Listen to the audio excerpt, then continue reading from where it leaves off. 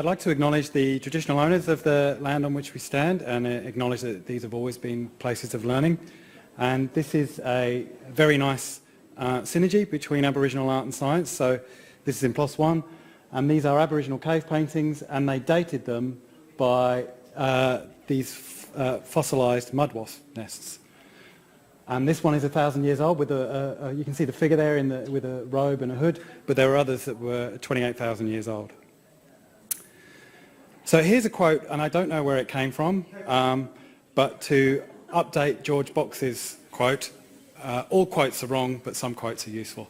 So I really like this quote because I think there is I'm a researcher, I work in research, and there is an enormous amount of bureaucracy and rubbish that we have to do, and we have to do it repeatedly. And here's 2 other little tweets. So instead of writing this grant, I should get a penny from everyone from the whole country, or scientist day job writing grants, scientist hobby doing actual science. And these are exaggerations and hyperbole, but they get the message across that we're competing for tiny amount of funds that have a low success rate, and we have to apply all the time. And I've heard stories of people spending more than half of their time actually writing grants and not doing science, which is not a good return for the public. Now, some of that time is, you're talking with your colleagues, you're thinking about the problem, that's all fine. There's a lot of time cutting and pasting your CV, basically, into somebody else's blooming form, because they want it in a different way. And that, I would suggest, that I would strongly suggest is wasted time and doesn't need to happen. And it doesn't need to happen because we have online CVs that have existed for quite a while. Anybody heard of ORCID? Hands up who's got an ORCID ID? Okay, there we go. See, it's really easy to do. You do it once, and especially these days, journals are getting quite clever. Your stuff will appear on there automatically now. You don't have to put it on. And they're a pretty good organisation, and they're growing all the time and doing interesting stuff. And everybody's on there. Here's Stephen Hawking, his employment and his education. Although Stephen is an example of one of the biggest emails I get with this app. He has no publications on there, so he just didn't click the button to say make these publications public, which really ORCID should probably set that up as the default, a sort of opt-in. So what does my app do? It basically takes somebody's ORCID ID and then just spits out all their publications. But then the nice thing is you can slice and dice. Some grant reviewers only want to hear about your publications in the last 5 years. Some want them in this format. Some want only where you're first author. So you can do all of this stuff pretty easily. And then also you can put it out to, there's a little button, you can put it out to an R Markdown file, and you can have it in APA and Harvard. Although, honestly, these formatting things just do my head in. What you need from a reference is to be able to read it yourself. Yeah, who cares if it's bold or italics? But, I've been speaking to doctors, I work with a lot of clinicians. They do their grant applications at 3 a.m. And they're very highly paid people, and they're very smart people. And the idea of them going through a Word document and putting everything in italics is one of the biggest stupid wastes of times you can think. So, fair play. If they want it in Harvard, fine. That's there as an option. And it highlights the percent of whether it's open access as well. So these are all from my student who did you'll see all her papers are open access because she did a PhD about open data. So we would have thought it was hypocritical to put that work behind a paywall. But the ORCID data is a bit of a mess. You probably don't even bother reading this. This is just, and it goes on, actually. And I think one reason it's a bit of a mess is possibly, one reason is it can suck data from places like Scopus, but users can also input their own data as well, which is great, but that does kind of make for people using different fields for different things. And just, the one simple example here is, on the one on the left, there's nothing in year, and then the one on the right, the year's right at 2016. So I wrote a bit of code that I think at the last count was something like 400 lines long that tried to pick out every single different version of the way people had entered their publication data, and it just kept busting because as my app got more and more popular, more and more people were using it, and more and more people had their own way of putting in the data. So in the end, all I've just done is, if there's a DOI, I'll suck it out and you can get standardized data that way, which is a bit of a shame because you're not seeing all the data that there possibly is. It is quite popular, although I have no idea what this x-axis means. Sorry, not what the y-axis means. I know what the x-axis is, that's just date. the big deadline in Australia was the 21st of February, so you can see for one of the big grant applications. So there did seem to be a bit of a peak, because my app did actually make it into the guidelines of the Australian Research Council's guidelines. They said if you want to create your publications, you should use this app. Now, really, the ARC could cut out that middleman and just actually ask people. Yeah, it'd be very modern, wouldn't it? They could do all this themselves pretty easily. If I can do it, I'm sure the nerds at the ARC can do it. And even this one's on the scale of hours, but I don't know. I mean, does that mean 100 people have used it, or 500? Or I have no idea how many hours. I think I have to pay for the more expensive version to work out how many users I've actually had.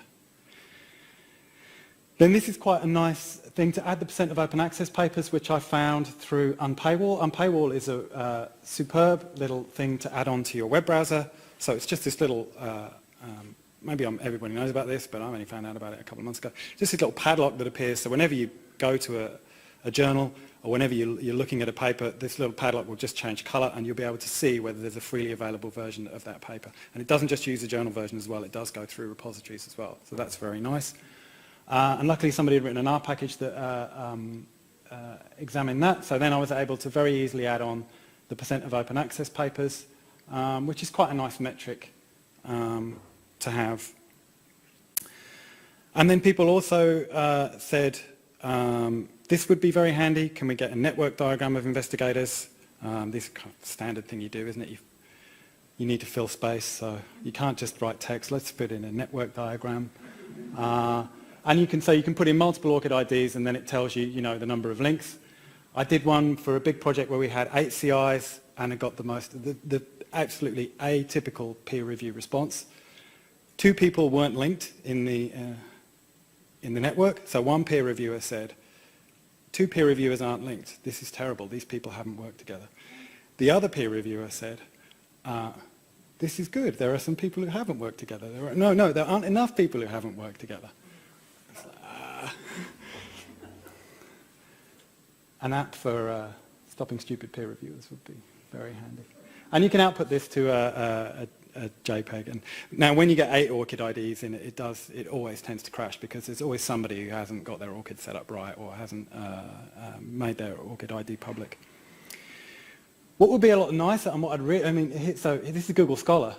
Here's the data you get from Google Scholar, which is so much nicer. And then you just need to stick in a Google Scholar ID. Plenty of people got Google Scholar ID as well. The thing I like about Google Scholar is it's a bit different to ORCID. It kind of sucks in everything as well. And again, it does it automatically, and it's pretty, unless your name's John Smith, I think this is quite nice. But I've made an app, I've made a Shiny app that works beautifully on my own computer, but as soon as I try and deploy it to the net, Google Scholar does not like being queried by, and I don't know if it's anonymous or whatever.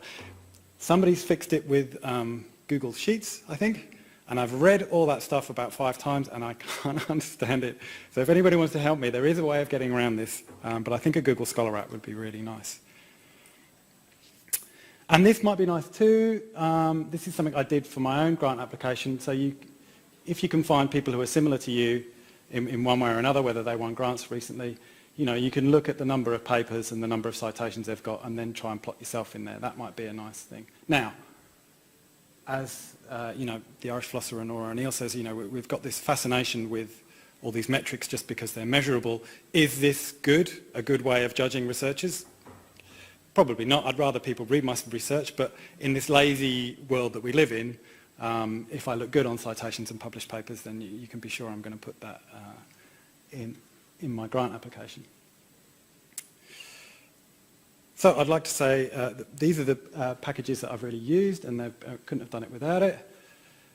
There's Mile Jedinak, the Australian captain. Australia went out quite a while ago, pretty much the 4th team to go out. England only went out this morning, so I'm still in a bit of pain, but we did better than we thought. Thanks, guys.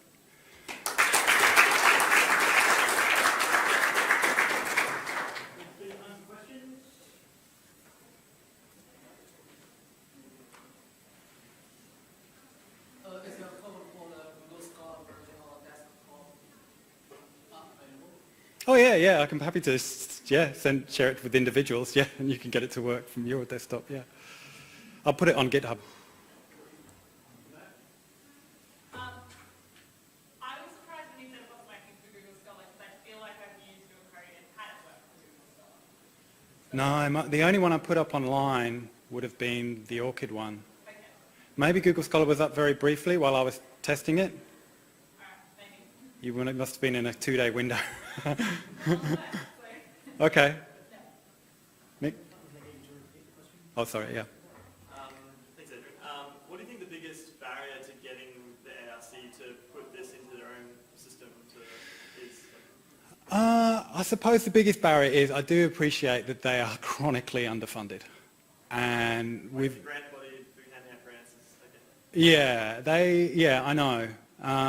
Maybe if I offered to go there and do this, I don't know. I think, so I've talked more with the NHMRC about changing things, and they always kind of say, that's nice, but we don't have the time to do that, we don't have the time. The other thing is, this doesn't matter to them. This doesn't cost them any time. They externalise a lot of costs. Both the ARC and the NHMRC brag about how cheap they are. But that's because we do all the work. We do all the peer review. We do all the form filling. So for them, and when they design these forms as well, they do have this bias towards, and I've seen it, oh, that might be important, so we should ask that question. So the forms just get bigger and bigger and bigger over time because everybody puts in their own little question. I mean, some of these questions are just simply not relevant. So yeah, a bit of a clean out would be nice.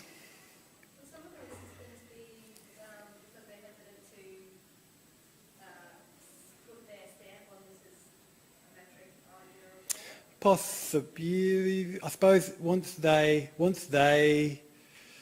owned it, and then if it broke, but it's relatively simple. And I don't know if anybody here has ever used the ARC system or the NHMRC system. I mean, particularly the NHMRC system is the worst web system in the world. It is incredibly horrendous. I mean, having to enter the volume of a paper and then press save, and then the issue of a paper and then press save. And for that not to be shared, if there's like 10 of you on that paper, each individual author has to do. Yeah. So we're really behind here, sorry. I think a lot of it comes back to what you were saying is, from their point of view, it's not their problem. No. They get so many more applications than they can possibly fund. Yes. So And I can see that from one perspective, but from a scientist perspective, it's like, why are you making life so freaking hard? yes. Yeah. I've talked with both the NHMRC and the ARC about this volume of applications, and they constantly blame us. They say, you guys are the problem. You're the reasons we're getting all these applications. They don't seem to think about how can we do something about this. And in the States, when the National Science Foundation, this is a very bold move, when they went from an annual deadline to rolling deadlines, the application numbers fell by something like 40%, was it? I mean, that was incredible. We talked with them about doing that before the National Science Foundation, and we were laughed out of it. Well, they were always laughing at the things we said, but that one really got them giggling. Fisheries Australia is the same, so Fisheries Research Development Corporation did the same a couple of years ago, went from one major round to three Right. throughout the year, and then they got like monthly small funding rounds, Yes. and they saw the same thing. Yeah, if you take away that deadline, and apparently the quality of the applications went up as well, because people were submitting when they were ready.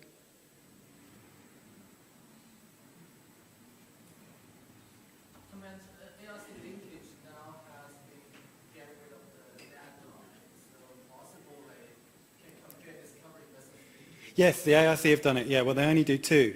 Yeah. I think there's 2 deadlines a year.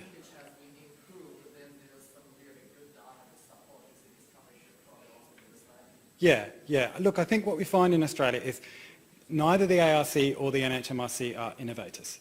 They will only do something once it's been done in the UK or the US. So probably if I want to get this done, I'd have to go to the National Science Foundation. And then they, oh, look what the Americans are doing, I mean, the NHMRC wrote a 19-page white paper about how we're going to improve peer review, and didn't consult the peer review literature at all. There wasn't a single citation in there.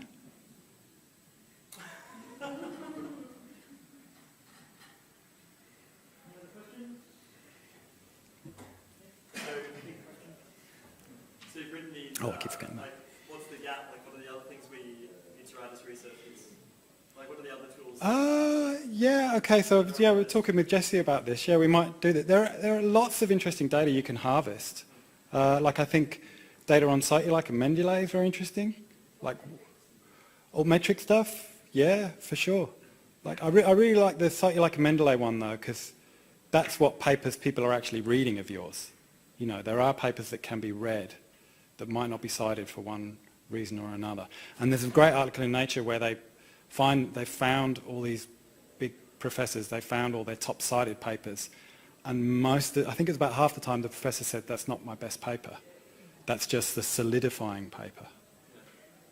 That's the one that gets cited. Sorry? If you can get to write a review paper, that. Yes, as well. But it might not be the most sort of original, fantastic thing you've ever done. But people might be reading that one. Just following up on that, if you probably put this thing somewhere, maybe others can pitch in and make our packages that will make everyone's life easier. Just the kind of things that researchers need that you think would be useful for them. Yeah, well, like I said, I think... Somewhere, then we can all pitch in and... Yeah, well, this is on GitHub. Yeah. Sorry, I'm not repeating. I keep forgetting to repeat the question. Sorry, I'm just not using that. And if there's anybody from the ARC or NHMRC here, you know, I still... I'm being a bit... you guys are great. You're just chronically underfunded. That's